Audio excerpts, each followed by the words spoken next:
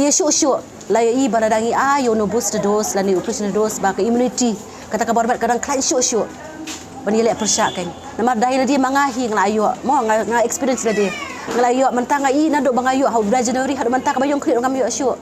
Ketenat kokot kekia kejela haka katsan tarik unaitung arja arpuar kalau sedang narenja state dispensary ya kejing ai ya ketika ban penklan cu kemet kinong snong ban lat na uknyang jingpang COVID-19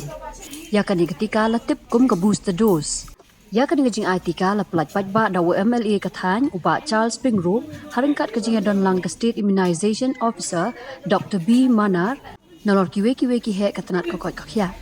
booster dose la ni operation dose ngai ba ladangi ai tang first ba second dose kata ka immunity la ne kata ka bormet jangi kampat klan hadu kata bari le persya ya uduk yang jingpang hawa ngai naki evidences mo ki bangi ba ki beriu ki belayo ya unu vaksin ladaki yo maknangi ong bau vaksin ula ban prevent ni ka jingpang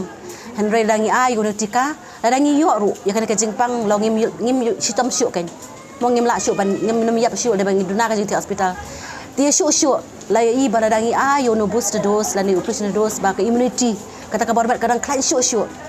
banilek persyak kan dia ningkong ya no operation dose ngi ai ya ki healthcare workers jangi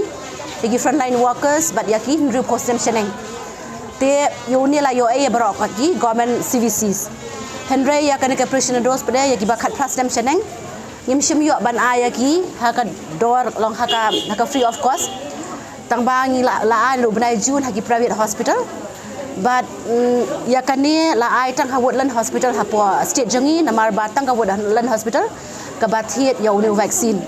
henry menta ka singipat ka sarkar India kala ai ya kani ka vaccine ya unu booster dose la ni precaution dose segi bakat plus dem seneng kum ka jing rakhe ya kani ka amrit mahasaf dan ni new system ka jing dap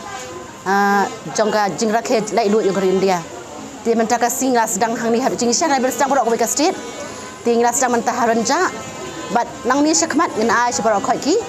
government hospital syaki CACs ki PACs beberapa sessions ki balapan baik daki district